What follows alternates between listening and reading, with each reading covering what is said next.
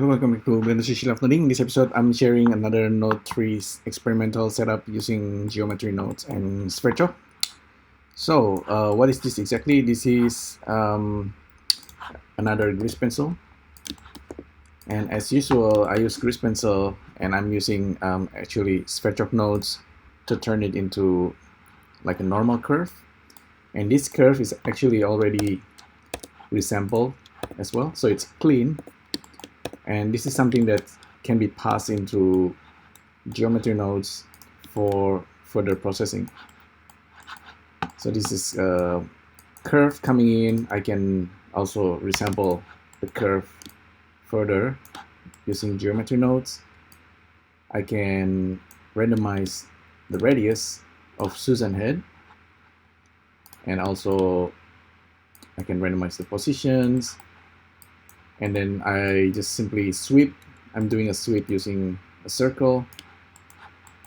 On top of that, I can point distribute and randomize Susan's instance on top of this stroke. So that's really the basic idea.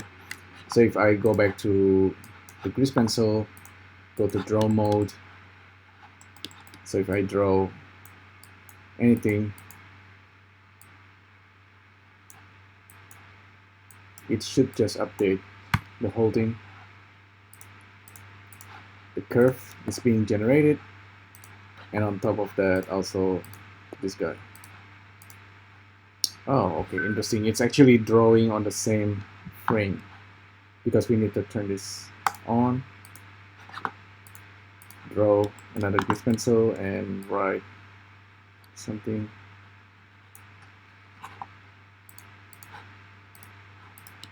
There you go. You can see this one is looking like that because I resample it. We need to play around with the resample, play around with the randomizations maybe. It's totally up to you. Yeah, I think that's really cool. You can actually animate it as well. But I want to also show you like some grease pencil basic. I think it's useful to understand grease pencil art before you jump into that kind of geometry nodes instancing. So let's say you want to draw like a chair. This is an empty 3D scene. I will Shift A and grease pencil blank, and I'm gonna draw something. I went to draw mode, and then also on top of that, I will ensure I'm drawing on top of stroke. So I want to play around with grease pencil and stroke. By default, it's set to all points, end points, or first point. So which one?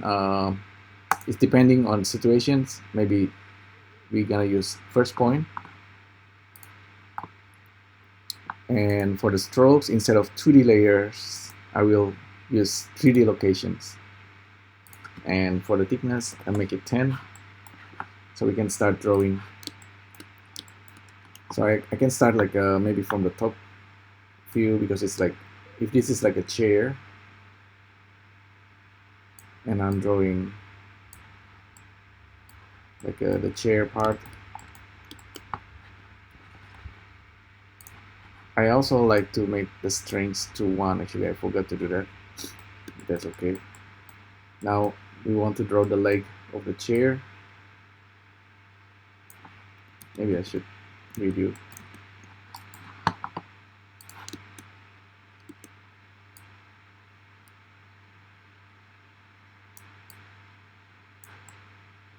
So every stroke will count. Oh, okay, so I'm not in the top view. I can go to edit mode, rotate 90 degrees, so you can continue. So whenever you click, it's gonna put the stroke there, and you can start drawing. So this is actually drawing it in 3D. You can see the leg is not exactly straight, so you need to be careful with that.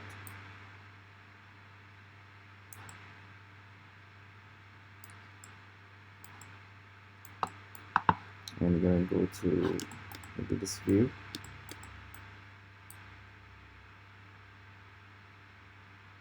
So you can draw it. You can draw it that way, but if you want to connect the first and the last point, you want to enable all points. And that's actually really handy if you if you want to do like a connections between 2 points. You can also use things like this line, polyline, and arc. I think that's that makes things a little bit tidier.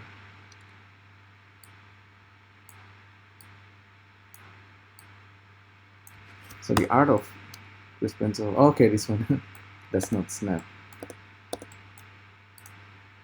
But still, you can go to edit modes and you can just move it there or snap it into 3D cursor or something.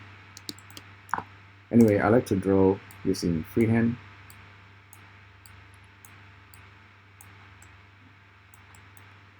So you can make really strange looking chair, maybe like a monkey.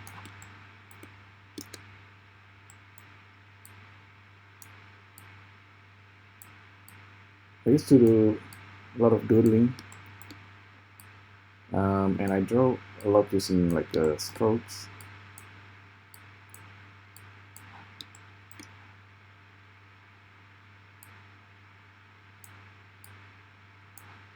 So this is Susan chair. Okay, so let's save this. So this is art GP. The chair with an eye. Okay, cool. And we're gonna put it on the floor. Okay, if you think I need to balance the chair a little bit, maybe I should. But I guess I'm just gonna leave it like that for now. So if you want to bring in what we have earlier, like the nodes and stuff, we can just load the blend. So file, append. Oh, it's already there. But basically you point into the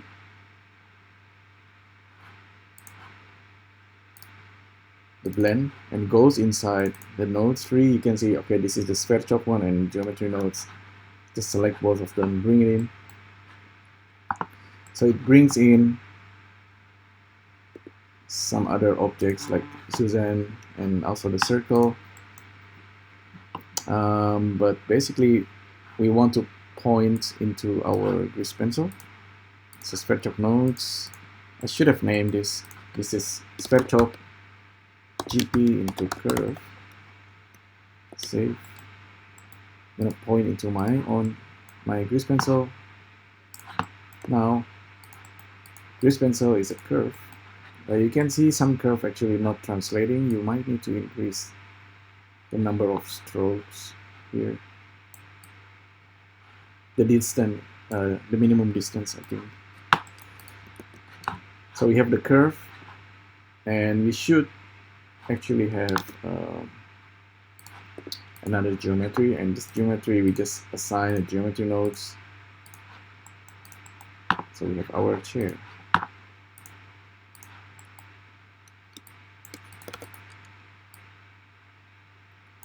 So it's basically like this. I can reset the randomizations. A little bit of randomization is nice. And then I'm resampling. So there's another curve underneath that's making all these pipes, and then I can scatter some objects. This is actually interesting. If you plug this in there, you get this kind of pattern. Maybe you want it like this.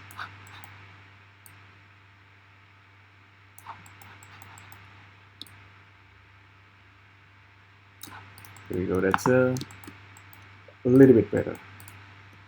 You know that anytime you can just turn this into volume.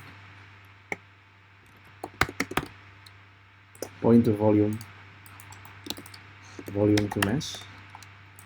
But you might also want to keep the Suzanne one.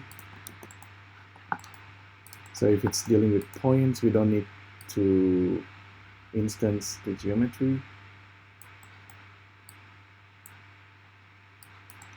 You can actually put the switch geometry. So this is much cleaner.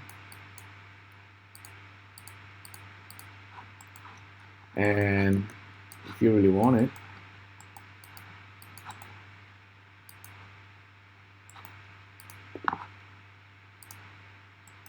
where's the geometry? Okay, this is the modifier input. We just connect the switch.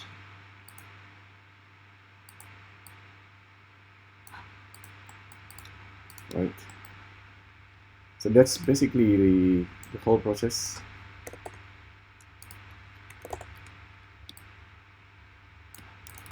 From grease pencil into curve, into geometry nodes magic, and yeah. This is how we do it.